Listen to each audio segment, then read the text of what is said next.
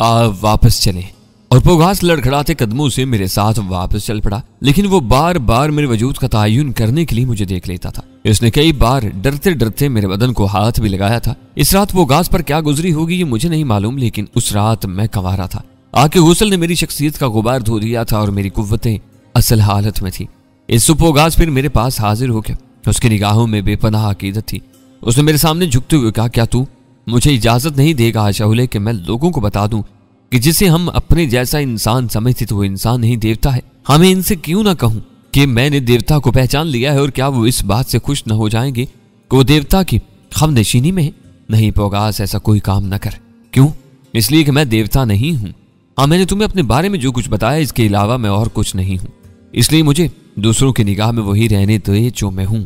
लेकिन अपनी आंखों से सब कुछ देखने के बाद मैं तुझे कभी भी इंसानों में किस तरह शुमार रहने दूंगा आशुले?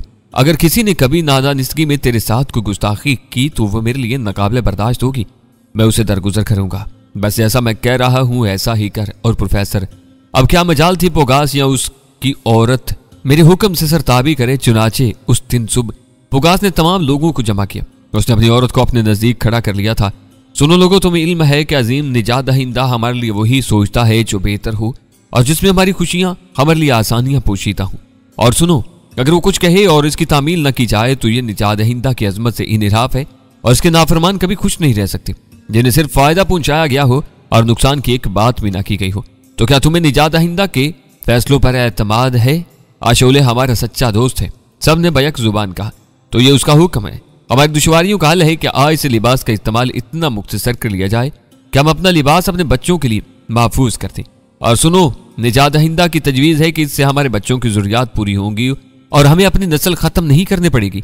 पोगास ने मेरी तजवीज़ दोहराई और चेहरे शर्म से तमतमा उठे। सो मैं जानता था कि यह तजवीज़ दुरुस्त है और वह हम में से नहीं होंगे जो इस पर अमल न करेंगे। जो सबसे पहला इंसान मैं और दूसरी मेरी औरत है जो निजात दहिंदा के हुक्म पर अमल कर रहे हैं। पोगास ने अपना लिबास उतार कर मेरे कदमों में डाल दिया। इसके ज़ेरे जिस्म पर सिर्फ चंद धज्जियां रह गई। उसके साथ ही उसने अपनी औरत को इशारा किया जो एक हसीन जिस्म की मालिक थी। सो औरत ने आंखें बंद करके पहले अपना ऊपरी जिस्म बरहना किया और उसके बाद वो भी सिर्फ एक धज्जी में रह गई। सबकी आंखें झुक गईं।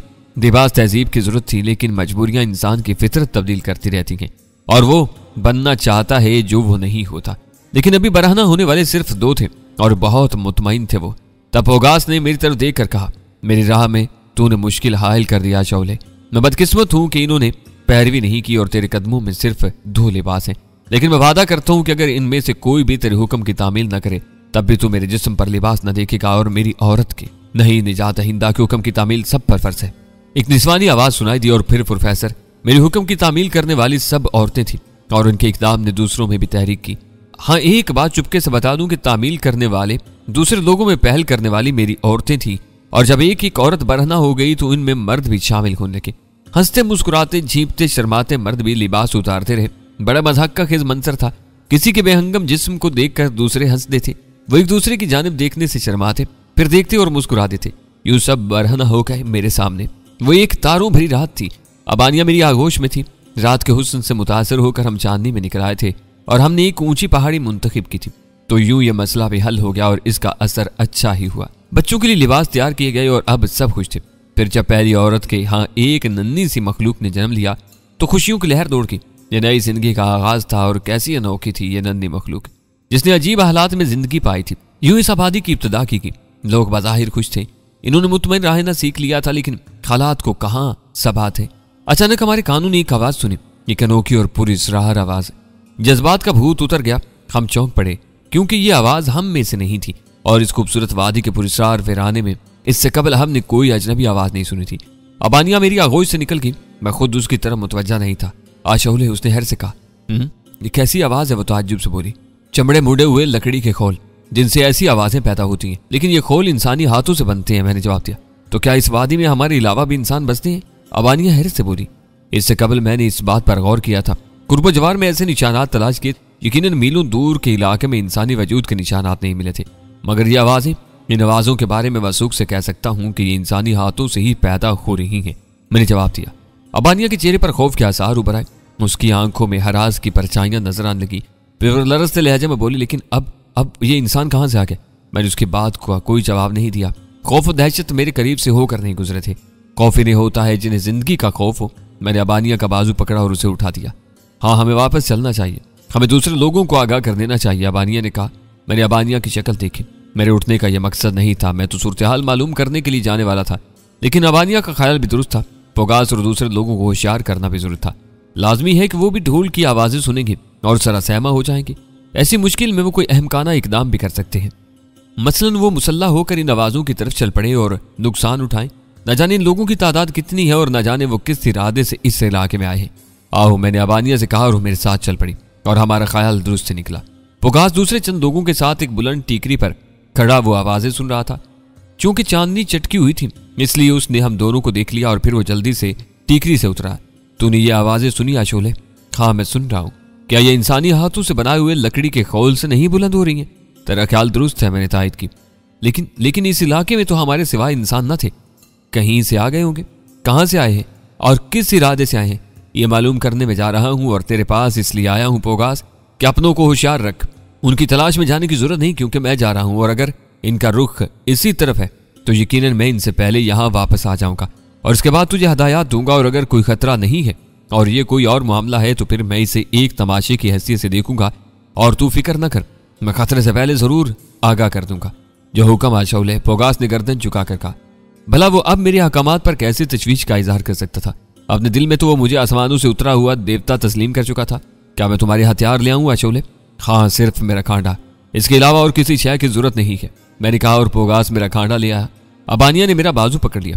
मैं भी तुम्हारे साथ चलूंगी आशौले, वो सरगोशी के अंदाज में बोली। तुम? मैंने हिचकिचाते अंदाज में उसे देखा। मैं जरूर चलूंगी आशौले, मैं जरूर चलूंगी। उसने मेरे बाजू पर गिरफ्त सख्त करके जिद्दी बच्चों के से अंदाज में कहा और उसका यह अंदाज मुझे पसंद आया। तब मैंने गर्दन हिलाकर उसकी पूछ थपथपाई। वो मुतमईन होगी। पोगास, तुम अगर चाहो तो बुलंद मकामात से हालात पर निगाह रखो, मैं चलता हूं, मैंने कहा और अबानिया का हाथ पकड़े हुए आगे बढ़ गया। खुद पोगास की भी मजाल नहीं थी कि वो अपनी बहन के बारे में कोई सवाल करे। चुनाचे मैं आगे बढ़ गया। अबानिया मेरे साथ थी। सच पूछो प्रोफेसर, तो ये लड़की मुझे बहुत पसंद थी। इससे कबल की बेशुमार औरतें भी अपने अंदर खुसूसियात रखती थी, लेकिन इसकी कमसिनी मेरे लिए बहुत दिलकश थी। उम्र के लिहाज से भी वो कम थी, जिस्मानी तौर पर भी वो बहुत छोटी लगती थी। उसकी अदाओं में बचपन था, वो बच्चों की तरह जिद करती थी। चुनाचे अपनी इस पसंदीदा लड़की को लेकर मैं उन आवाजों की समझ चल पड़ा। मेरे कान हवाओं के रुख पर उन आवाजों की समझ तलाश कर रहे थे और मुझे यकीन था कि मैंने सही रुख इख्तियार किया है। सफर लंबा भी हो सकता है अबानिया, मैंने रास्ते में कहा, क्योंकि आगे बढ़ने के बाद महसूस हुआ था कि हवाएं इन आवाजों को करीब ले आई हैं, वरना ये इतनी करीब की आवाजें नहीं है। तुम साथ हो आशौले, वो मोहब्बत भरे अंदाज में बोली, लेकिन तुम थक जाओगे, तुम्हारे साथ कभी ना थकूंगी, ख्वाह जिंदगी भर चलते रहो। वो खालिस रोमानवी गुफ्तगू कर रही थी। गौर कर लो, कर लिया, उसने बड़े वसूख से कहा और उसके उस अल्लड़पन के जवाब में मेरे होंठों पर मुस्कुराहट फैल गई। मैं तुम्हें पसंद करने लगा हूं अबानिया, मैंने कहा। दूसरी लड़कियों से ज्यादा? हाँ, शराइया से भी ज्यादा। उसके लहजे में खुशी थी। हाँ, और सबास्ता, मेरा मतलब है सबास्ता से भी ज्यादा। उसकी मासूमियत उबर आई। मैं कह चुका हूं यहां मौजूद तमाम लड़कियों से ज्यादा, मैंने जवाब दिया और वो चलते चलते रुके। हाँ या चौले, एक बार फिर यही बात कहते। मैंने उसका हाथ पकड़कर कहते हुए कहा, अगर ढोलों की आवाज मुसलसल न आ रही होती तो मैं उसकी इस अदा को नजरअंदाज न करता और अपनी इस मासूम अदा के जवाब में अबानिया को सख्त मुश्किलात से दो चार होना पड़ता। लेकिन अजनबी आवाजों का तसलसल हर किस्म के जज्बात पर हावी था। मैं उनके बारे में जान लेना चाहता था। ये वीरान लेकिन जन्नत नजीर इलाका जहां मैंने इन लोगों को आबाद किया था, जो जिंदगी की तारीकियों में भटक रहे थे, इन्होंने मेरे ऊपर एतमाद किया था, इन्हें मेरे ऊपर भरोसा था। मैंने एक लफ्ज कहा और वो इस पर अमल करने पर कमर बस्ता हो गए। चुनाचे मैं भी इनके रास्ते की हर मुश्किल दूर करने पर आमादा था और इन्हें हर आफत से बचाने के लिए अपनी सलाहियतें सर्फ कर देना चाहता था। और ये अजनबी आवाजें, इन आवाजों का राज जानना जरूरी था। कौन है, क्या चाहता है, कहां से आया? इसका मतलब था कि इस इलाके को देखने के लिए मैंने जहां तक का सफर किया वो काफी न था। मुझे कुछ और आगे देखना चाहिए, वहां जहां से ये लोग आए थे। मैं आगे बढ़ता रहा। अबानिया मेरे कदमों से कदम मिला रही थी। चांद हमारे साथ सफर कर रहा था और हवाएं इन आवाजों की समत बता रही थी। दरहकीकत आवाजें हमारे अंदाजे से भी दूर थी, लेकिन हिम्मत हारने का सवाल ही पैदा नहीं होता था। सफर तवील सफर हम चलते रहे, लेकिन शैतानी आवाजें हनूज दूर थी। कई बार मैंने सोचा कि मुमकिन है मैंने कोई गलत समत इख्तियार की हो, लेकिन सदियों आशना कान इस कदर धोखा तो नहीं खा सकते थे। समत दुरुस्त थी जिसकी तस्दीक होगी। अब आवाजों में तब्दीली हुई थी, वो ज्यादा वाज़ेह और ज्यादा करीब सुनाई देने लगी थी। चांद अपना सफर खत्म कर चुका था। न जाने हम कहां निकल आए थे। बेशक उस जगह से भी दूर जहां इससे कबल में आया था, अजनबी इलाका शुरू हो गया था। पहाड़ खुश्की इख्तियार कर रहे थे, सब्जा खत्म होता जा रहा था और अब पैरों के नीचे चठील जमीन थी। दफातन मुझे अबानिया का ख्याल आया, फूल से नाजुक लड़की जिसने मेरी मोहब्बत में मेरे साथ आने की कोशिश की थी, जिसने कहा था कि सफर कितना ही तवील हो वो मेरा साथ देगी, और वो मेरे साथ दे रही थी। लेकिन रात भर के फासले, क्या वो थक न गई होगी? मैंने उसके चेहरे की तरफ देखा। उसके होंठ बीचे हुए थे, लेकिन वो इनसे तकलीफ की कोई आवाज खारिज नहीं होने दे रही थी। उसने मुझसे वादा किया था ना, मुझे उसकी इस मासूमियत पर भी प्यार आ गया। मैंने उसे कोई बात नहीं की, रुका और उसे किसी गुड़िया की तरह उठाकर कंधे पर बिठा लिया। उसके मुंह से हल्की सी चीख निकल गई थी, और फिर जब मैं आगे बढ़ा तो उसने मचलती हुई आवाज में कहा, इसकी जरूरत नहीं थी आशौले, मैं ठीक हूँ। ठीक है, ये मेरी खुशी। मैं तेजी से आगे बढ़ते हुए कहा, भला इस नाजुक से वजन का मुझे क्या एहसास हो सकता था? वो खामोश होगी और मैं आगे बढ़ता रहा। मशरिक से सफेदी उभरने लगी थी और मैं ख्यालात में डूब गया था। ढोल की आवाजें अब बिल्कुल करीब होती जा रही थी। रात की खामोशी में हवाएं इन आवाजों को लेकर हमारे पास पहुंच गई थी, पर न यह फासला कम नहीं था, और अगर दिन का उजाला होता तो मुमकिन है हम इन आवाजों से लाइल नहीं रहते। बहरहाल अब इनका राज मालूम होने वाला था और मैं होशियार भी हो गया था। जाहिर था कि ढोल की आवाजें इंसानी हाथों की रहीन मिन्नत थी, चुनाचे मैं इन इंसानों के बारे में जाने बूझे बगैर इनके सामने नहीं आ सकता था। मैं इनसे पोशीदा रहना चाहता था, और अब आवाजें बिल्कुल करीब थी। मैंने ढोल की आवाजों के साथ एक वहशियाना गीत की आवाजें सुनी और रुक गया। अब आवाजों की समत का अंदाजा लगाने में भी दुश्वारी नहीं हो रही थी। जिस जगह मैं था ये एक ऊंची पहाड़ी थी जिसका इख्तिताम एक घाटी पर होता था। गोया हम बहुत बुलंदी पर थे और यहाँ से पस्तियां शुरू होती थी, लेकिन ये ढलान नाकाबिले अबूर नहीं थी, बल्कि इन्हें आसानी से तय करके घाटी में पहुंचा जा सकता था। घाटी बहुत तवील और अरीज थी और इसके बाद फिर एक पहाड़ी सिलसिला शुरू हो जाता था। अबानिया, मैंने अबानिया को आवाज दी। आशौले, उसने ससराती आवाज में कहा और फिर बोली, मुझे नीचे उतार दो, मैं बिल्कुल ठीक हूँ। और मैंने उसे नीचे उतार दिया। हम इनके करीब पहुंच गए। हाँ, ये आवाजें, क्या ये गीत की आवाज है? हाँ, न जाने वो क्या कह रहे हैं। रुक जाओ, मैं सुनने की कोशिश करता हूँ, मैंने कहा, और फिर मैंने उन आवाजों पर कान लगा दिए और आहिस्ता आहिस्ता उनके बोल मेरी समझ में आने लगे। गाने वाले गा रहे थे, ए अजीम ताकत, ए मुतहर्रिक पहाड़, वो हमारी बस्तियों को वीरान करने की कुव्वत रखता है, लेकिन हम तेरे गुलाम, हम तेरे परस्तार, तेरे खादिम, हम जो सदियों से तुझ पर अपनी जानें निसार कर रहे हैं, हम जो नहीं भूलते चढ़ते चांद की 8वीं रात को। और देख, आज भी तेरे गुलाम आए हैं, वो हमेशा की तरह तेरे लिए तेरा पसंदीदा तोहफा लाए हैं, इसे कबूल कर, इसे कबूल कर। यह अजीबोगरीब गीत मेरे कानों में गूंजा और मैंने अबानिया को भी इससे लाइल न रखा। ओ, तो ये कोई मजहबी रस्म है। अबानिया ने गहरी सांस ली। हाँ, लेकिन ये लोग, इनकी बस्तियां कहाँ हैं? इनके गीत से पता चलता है कि ये कहीं दूर से आते हैं, चढ़ते चांद की हर 8वीं रात को, लेकिन इससे कबल तो हमने कभी ढोल की आवाजें नहीं सुनी थी। मैंने पुरख्याल अंदाज में कहा। अबानिया खामोश थी, उसने इस गीत पर कोई मजीद तबसरा नहीं किया। हम इस अजीम कुव्वत के बारे में सोच रहा था जिसे इन्होंने मुखातिब किया था। वो जो उनकी बस्तियों को वीरान करने की कुव्वत रखता है, वो कौन है? क्या हम आगे बढ़कर इन लोगों को देखने की कोशिश न करें? अबानिया ने कहा। आओ, मैंने जवाब दिया, लेकिन नीचे झांकने से कबल हमने कोई ऐसी आड़ तलाश की जहां से हम इनकी निगाहों से पोशीदा रह सके। और ये आड़ एक नुकीली चट्टान थी जो ढलान के किनारे पड़ी हुई थी। हम दोनों उसकी आड़ में पहुंच गए। तब हमने इन्हें देखा। वो रंगीन खालों के लिबास पहने हुए थे, उनके पैरों में मोटे चमड़े के जूते भी थे, इनके पास लोहे के हथियार भी थे। बज़ाहिर बिल्कुल गैर मुहज़्ज़ब नहीं मालूम होते थे। इनकी तादाद तकरीबन 50 थी, लेकिन 5 ऐसे थे जो उनसे मुख्तलिफ मालूम होते थे। मुख्तलिफ सिर्फ इस अंदाज में कि उनके हाथ पांव खाल की पट्टियों से कसे हुए थे और इन्हें पट्टियों के जरिए ही एक लकड़ी के सतून से बांध दिया गया था, जिसे शायद इन लोगों ने ही नस्ब किया था। क्या यही इस अजीम ताकत का पसंदीदा तोहफा है? मैंने कहा। क्या मतलब? अबानिया चौंक पड़ी। लकड़ी के सतून से बंधे हुए लोगों को देख रही हो? ओह हाँ, तो वो अजीम ताकत जिंदा है, नजर आने वाली है। वो सहमे हुए अंदाज में बोली। शायद, मैंने आहिस्ता से कहा, और फिर मैंने देखा सूरज तलू हो रहा है। जो ही सूरज की पहली किरण ने बाहर झांका, ढोल और गीत बंद हो गया। अचानक खामोशी छा गई और वीराना साई साई करने लगा। अजीब सा सन्नाटा फिजा पर मुसल्लत हो गया था। फिर इन लोगों ने कितारें बनाई और एक तरफ चल पड़े। सतून से बंधे हुए लोग धाड़े मार मार कर रो रहे थे और मैं माने के इस निगाहों से उन्हें देख रहा था। क्या किस्सा है, क्या मामला है, मैं सोच रहा था और मेरी निगाहें दूर एक पहाड़ी दर्रे में जाते हुए लोगों पर थी। इनकी रफ्तार बहुत तेज थी और थोड़ी देर में वो निगाहों से ओझल हो गए। तब मैंने अबानिया की तरफ देखा। क्या ख्याल है अबानिया? हमें लोगों की मदद करनी चाहिए, अबानिया ने जवाब दिया और मेरे होंठों पर मुस्कुराहट फैल की। मैंने अबानिया को अपने बाजुओं की गिरफ्त में लेते हुए कहा, तुम हर लिहाज से मेरे लिए मौजू हो अबानिया। और उसने अपनी बाहें मेरी गर्दन में डालकर उचक कर मेरी आंखों को चूमते हुए कहा, क्यों आशोले? क्योंकि तुम इस अंदाज में सोचती हो जिस तरह मैं इसी अंदाज में फैसला कर लेती हूँ जिसे मैं पसंद करता हूँ। मेरी खुशनसीबी है आशोले, वरना मैं तो तेरे कदमों की खाक भी ना हूँ। आओ हम इन लोगों की रोदाद सुने, मैंने कहा और हम ढलान उतरने लगे। ढलान से वादी में उतरने में कोई दिक्कत नहीं हुई। अबानिया अपने कदमों से उतर रही थी। इस हल्की फुल्की लड़की को भला क्या दिक्कत हो सकती थी। यहाँ हम ढलान अबूर करके वादी में पहुंच गए और हमारा रुख उनकी तरफ हो गया जो सतून से बंधे हुए थे। इन लोगों ने भी हमें देख लिया और अचानक इनकी गिरियाजारी बंद हो गई। वो मुतअज्जिब निगाहों से हम दोनों को दिख रहे थे। तब हम उनके करीब पहुंच गए। चमड़े की पट्टियों से न सिर्फ उनके हाथ बल्कि पांव भी कसे हुए थे। पांचों नौजवान थे। उनके रंग सांवले थे, स्याह न थे। जिस्मानी तौर पर वो मजबूत इंसान थे। चंद लम्हात उन पर हैरत का सकूत तारी रहा। फिर अचानक जैसे सब होश में आ गए और फिर बैक वक्त चीखने लगे, ए आजाद इंसान, हमें आजाद कर दो, देवताओं के लिए हमें आजाद कर दो, हम जिंदगी भर तुम्हारे एहसान मंद रहेंगे। मैं तुम्हें आजाद कर दूंगा दोस्तों, लेकिन क्या तुम बंदिश खुलते ही भाग तो न जाओगे? ये जगह बहुत खौफनाक है, हमारा और तेरा। अगर तू इस जगह से नावाकिफ है, यहाँ से निकल जाना मौजू है, हमें जल्दी से खोलते।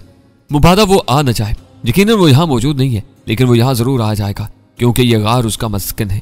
इनमें से एक ने कहा, मैं नहीं जानता तुम किसके बारे में कह रहे हो, ताहम पहले मैं तुम्हें आजाद की देता हूँ ताकि इसके बाद तुमसे सुकून से गुफ्तगू कर सकूं।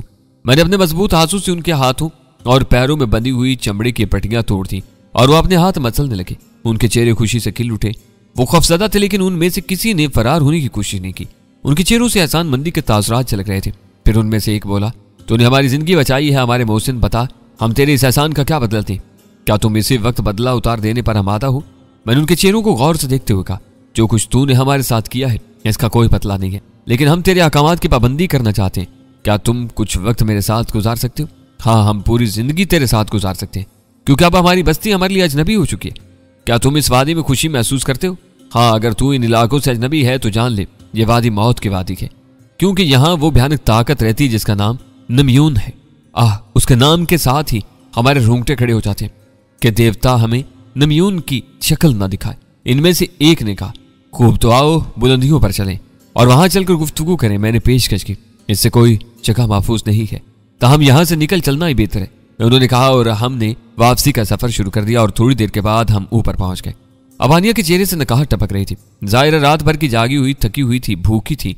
यूं भी वो दुबली पतली कमजोर लड़की थी। अपनी मर्जी से मेरे साथ आई थी, इसलिए कुछ बोल भी नहीं सकती थी, लेकिन ऊपर आकर वो जमीन पर बैठ गई। सुनो, मैंने उनमें से एक को मुखातिब किया, क्या यहाँ या कुछ दूर के इलाके में खुराक का कोई बंदोबस्त हो सकता है? मेरी औरत भूखी और भूख से निढाल है। उन लोगों ने कुछ सोचा सहमे हुए अंदाज में एक दूसरे की तरफ देखा। फिर उनमें से एक दो आदमी बैक वक्त बोले, मैं जाता हूँ, तुम दोनों जाओ और कोई बंदोबस्त हो सके तो जरूर करो। इन दोनों ने गर्दन हिला दी और फिर वो एक समत दौड़ पड़े। मैं उनके भागने के अंदाज को देख रहा था। वो यकीनन दुनिया के तेज तरीन दौड़ने वाले थे। थोड़ी देर के बाद वो निगाहों से ओझल हो गए।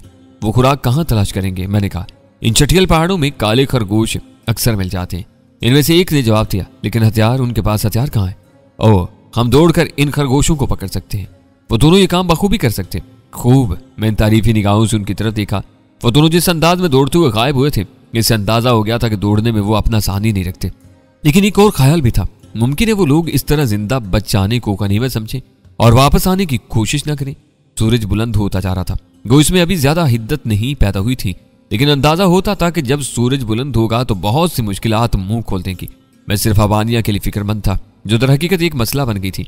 अगर मैं उसे साथ न लाता तो बेहतर था। बहरहाल जो कुछ हो चुका था उसे टाला नहीं जा सकता था। हम जाने वालों का इंतजार करते रहे। फिर ज्यादा देर नहीं गुजरी थी कि वो दोनों वापस आते नजर आए। उनके हाथों में 4 स्याह खरगोश लटके हुए थे जो जिंदा थे। उन्होंने इनकी टांगें पकड़ी हुई थी। बहरहाल इससे अंदाजा हो गया कि वो लोग वफादार थे। खरगोश आ गए थे, लेकिन अब उन्हें भूनने का मसला था। ताहम मेरे ज़हन में एक और बात आई। मैंने अबानिया की तरफ देखा। अबानिया, कहा शौले, उसने जीते जागते लहजे में, जैसे उसे कोई तकलीफ न हो, क्या तुम कच्चे खरगोश खा सकोगी? कच्चे? अशोले, मगर मुझे तो भूख नहीं है। अगर मैं तुझसे कहूँ अबानिया कि हम खरगोश का कच्चा गोश्त खाएंगे तो क्या तुम इनकार कर दोगी?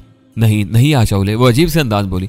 तब ठीक है, पहले तुम एक खरगोश खा लो, इसके बाद हम दूसरा प्रोग्राम बनाएंगे, मैंने कहा, और वो खामोश होगी। गो अभी उसकी भूख इंतहा को नहीं पहुंची थी, लेकिन असल में मेरे ज़हन में कोई सही बात नहीं आई थी।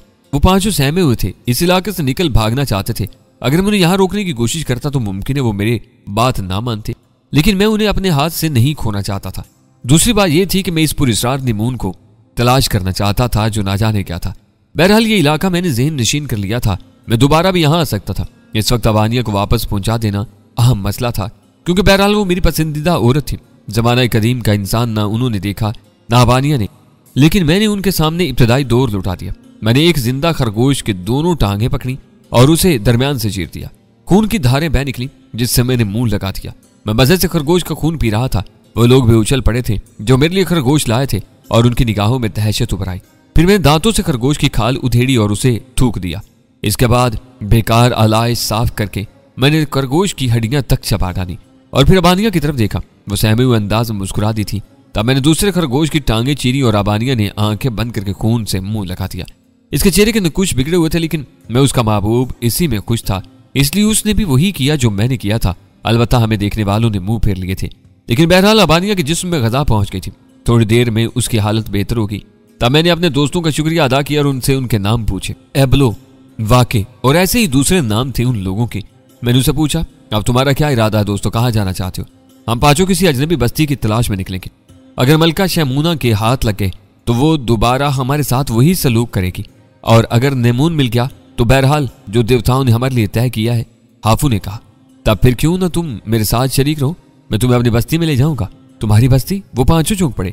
हाँ, जंगलों के उस पार जहां पानी की वसी और अरीज चादर फैली हुई है, हमारी बस्ती है। ओ तुम वहां रहते हो, लेकिन वो इलाका तो नेमून का है। हमारे लोग तो उधर का नाम सुनकर कांपते हैं। सुना है नेमून वहां गुस्ल करने जाता है। वो खौफजदा अंदाज में बोले, हाँ मैं वहीं रहता हूं, लेकिन तुम्हारा नेमून हमारा कुछ नहीं बिगाड़ सकता। चलो तुम मेरे साथ चलो, तुम्हें वहां नेमून भी नहीं मिलेगा और तुम मलका से भी महफूज रहोगे। क्या तुम्हारे साथ दूसरे लोग भी रहते हैं? वाके ने कहा, हाँ, और हम में से किसी को नेमून ने नुकसान नहीं पहुंचाया। मैंने जवाब दिया। वो सब एक दूसरे की शक्ल देखने लगे, फिर बोले, किसी अजनबी बस्ती की तलाश में भटकने के बजाय अगर हम तुम्हारे साथ ही चलें तो ठीक है। हाँ, हम सब चार हैं, हम तुम्हारे गुलाम हैं, तुम्हारे लिए सब कुछ करेंगे। तब फिर आओ, मैंने कहा, और वापसी का सफर शुरू कर दिया। वो सब हमारे साथ थे और हमारी रफ्तार बहुत तेज थी। मैंने अबानिया को हस्बे मामूल कंधों पर लाद दिया था और वो मुझसे और दूसरे लोगों से शर्मा रही थी। तुम्हारी बस्ती कहाँ है? रास्ते में मैंने पूछा। बहुत दूर, नेमून के साए से दूर। वो कभी इधर का रुख नहीं करता। क्या तुम काश्त करते हो? जमीन से अनाज और तरकारियां उगाते हो? हाँ, हम अपनी ग़िज़ा खुद पैदा करते हैं। क्या तुम्हारे पास दूध देने वाले मवेशी हैं? हाँ, हम उनका दूध इस्तेमाल करते हैं। खूब। तुम्हारी बस्ती में कितने लोग हैं? लातादाद, उनका शुमार मुश्किल है। क्या तुम मकान बना कर रहते हो? हाँ, हमारे मकान लकड़ी से बनाए जाते हैं। खूब। इसका मकसद ये है कि तुम तरक्की याफ्ता हो। क्या तुम्हारी बस्तियां दूर दूर हैं? हाँ, वो पहाड़ी में फैले हुए हैं। सब मलका शमूना के वफादार हैं। इनमें से एक ने जवाब दिया, मलका शमूना किस किस्म की औरत है? वो बहुत बड़ी जादूगर है। उसका ताल्लुक बराह रास्त देवताओं से है। उसके खैरो जलाल से सब डरते हैं। हम सब निकले चांद की पहली रात उसके दर्शन करते हैं। इसके बाद पूरे 1 माह तक वो मुकद्दस तारीकियों में रहकर अहकामात जारी करती है, लेकिन उसे एक एक बात का इल्म होता है। तारीकियां उसके लिए रोशन है, वो सब कुछ देख लेती है। क्या तुम लोगों को किसी किस्म की सजा मिली थी? हाँ, हम कैदी थे और 3 चांद के बाद 5 कैदी नेमून के लिए तोहफतन भिजवाए जाते हैं। इस बार हमारी बारी आएगी। तुम कैदी क्यों थे? हमने मुकद्दस हैगे की तौहीन की थी। हैगे कौन है? हैगे बहुत से होते हैं, सबके सब मलका के खादिम। वो तारीकियों के मुहाफिज होते हैं और मलका उन्हीं के जरिए अहकामात सादर करती है।